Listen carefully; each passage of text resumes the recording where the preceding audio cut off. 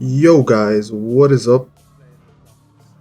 Everyone is hyped for Modern Warfare 2, especially after the mess that was, well, Cold War and Vanguard. So I've gone ahead and done some research, see exactly what's going to be in the next COD installment. I've timestamped the video, so if you guys want to jump ahead to what you're interested in, you can go ahead and do that. First off, we got movement. Now there's quite a few changes that they're adding to movement. Firstly, sliding remains. So slide cancelling has been a big part of Modern Warfare and Warzone, and it seems to remain. It might be a bit different to the current one. We'll probably have to figure out some new slide cancelling mechanics, but I'm sure people will get down to that. Now, the next big change to movement that's coming out is the dolphin dive. It's making a return. It's going to be interesting to see it come back. It hasn't been in many quads for quite a while. It's going to be interesting to see this work in conjunction with sliding. Now, apart from that, there's also going to be a tap and hold mechanic where if you tap it, you'll slide, and if you hold it, you'll dolphin dive depending on whatever keybind you have. So it's going to be a little interesting to see how it works out. Now, if any of you don't know, by the way, a dolphin dive is basically you diving forward. One of the other major changes to movement is underwater gameplay. You can now swim in various parts of the map, so I'm guessing this is going to be different for Warzone and Modern Warfare. But basically how it's going to work is they've added new physics and textures to the water. So there's going to be waves, and now you can only use pistols and melees whilst underwater, like most games do. And there's now mechanics to where the bullets do less damage and move slower in water. There's also waves and currents that affect how you move in the water. And now also certain kill streaks, like prox mines, will now be able to float on water. They've also added a ledge grab, which is basically similar to how you would hold a pistol whilst you climb a ladder in Warzone or Modern Warfare. And honestly, I don't see this working that much in multiplayer scenarios, maybe more towards Warzone 2. Next up, we have weapons. Now, weapons itself in Modern Warfare 2 is getting two major changes. Let's start off with the first one, which is the unlocking system, the way you would unlock new weapons in the game. You now basically unlock according to your playstyle.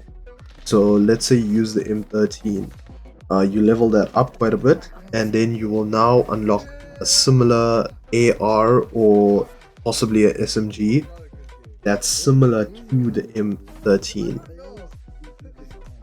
So it's both good and bad, because now it's going to be a bit of a grind if you want to change guns and get a specific one that's now meta. So we'll have to see how that looks in the game. Now the second major change is actually a little bit bigger. It's the attachment system. Now it's going to be the similar 10 slots that we had in Vanguard, but the big change is that individual attachments can now be tuned. So this is fairly new to COD, and essentially, for example, what's going to happen is you'll get a barrel attachment, but you can now increase the weight of it for more stability, or to act as a silencer, but at the cost of possibly ADS or movement speed, and so on. So it's quite a major change, but again, we're gonna have to see how it plays out in the game itself. Now, as for the actual guns that are gonna be in the game, none of these have been confirmed, but I've compiled a list of the weapons that I see that are gonna be in the game from all my research. As I said, none of these are confirmed, so take it as you will. Now, for pistols, we have the C17, the P220, the M1911, and the Desert Eagle. For launchers, we have the M203 Underbarrel, which is an attachment on various weapons, the Steta, Pila, RPG-7, and Javelin. Now for the main gun. The assault rifles, we have the M4, the AUG, the AK-74, the HK-53, the AK-105, the M13, Scar H, the FAMAS, the ACR, and the Honey Badger, which, as you all know, is quite a good gun from Ghost. Then for SMGs, we have the MP5, the Vector, the P90, the PP19 Bison, the Uzi, the Vityaz, hope I'm pronouncing that right, the MPX, the MP7. Now for marksmans and sniper rifles, we have the M24, the MK2 carbine, the M14, the XM2010, the AX50 making a return, and the R700. And lastly, we have LMGs. We have the XM250, the M249 Saw, the 1WI Negev, and the HK21. Right, now we move on to maps and game modes. There's going to be a few bigger maps for specific game modes, like they did have in Modern Warfare. Now I won't go into too much detail on those because I believe they're going to be part of the Warzone 2 map, and I'm going to be doing a separate video on that. But as for the multiplayer maps, it seems they're actually going to be a little bit smaller than the Modern Warfare 1 maps. There's going to be less climbing and, high up buildings and terrain, so it's going to be more fast-paced action driven. And there's also going to be a new game mode, which is basically a cross between gun game and multiplayer. It looks kind of exciting, but as I said, we're going to have to see when the game comes out and see exactly how well it plays out. Because things could look good on paper, and then, when you're actually in it, you have another Vanguard situation. Some of the maps are actually quite new and exciting, so there's a lot more new content. One of which is even like a racetrack, and you basically fight in the center of it while there's an actual race going on. So some of the maps look really exciting. Now, as for kill streaks and vehicles, kill streaks are obviously going to be a major part of this game, as it's what made Modern Warfare 2 and 3, what they were. So some of the confirmed ones are the classics: UAV, smoke airdrop, fuel bomb, cluster strike, and thermobaric strike. There's going to be a few changes and additions to equipment.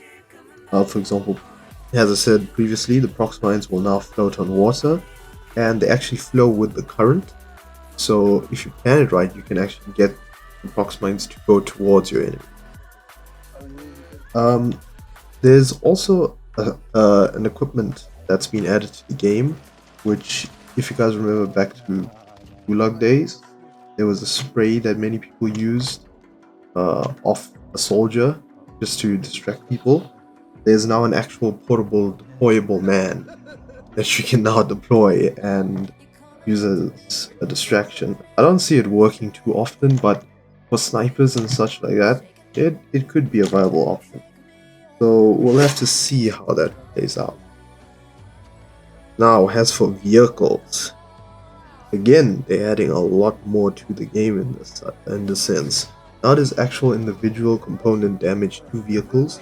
Like, for example, you can shoot out tires, you can damage individual parts of the vehicle instead of just one life bar, which is going to be kind of interesting. And there's now going to be, I'm guessing this is more Warzone 2 than multiplayer again, but there's going to be gas stations where you can actually repair your vehicle. So it's going to be interesting, and as I said, it's probably geared more towards Warzone 2, as they're probably working in conjunction with both these games. They're also adding, since there's now underwater gameplay, a lot of amphibious vehicles. So there's going to be uh, a lot of tanks that can now go on water as well, which is going to be interesting. There's also physics to how your land vehicles actually work in water, so they won't immediately die, but they will slowly sink. Another new ability that they adding into the game is allowing you to shoot out of vehicle windows. So there's going to be a lot more use for the vehicles. Like, hello, Los Santos, there's going to be some drive-by shootings. And I mean, imagine a full squad shooting at you. That's 4 guns while a vehicle's driving past. Are you going to kill the vehicle first, or are they going to just obliterate you? So that's going to be interesting. You can now also jump out of the vehicle onto the roof instead of just onto the side. So you can basically jump onto out of a moving vehicle onto the roof and immediately aim down at someone.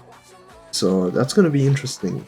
I've been saying that a lot, but as you can see, there's a lot of changes into the game, and I'm excited to see how they all come together.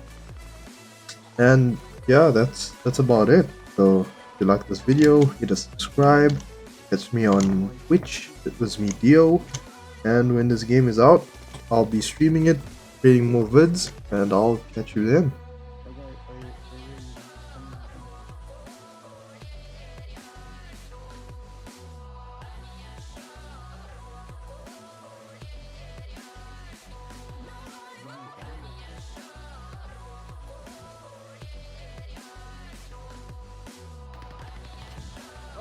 Last guy!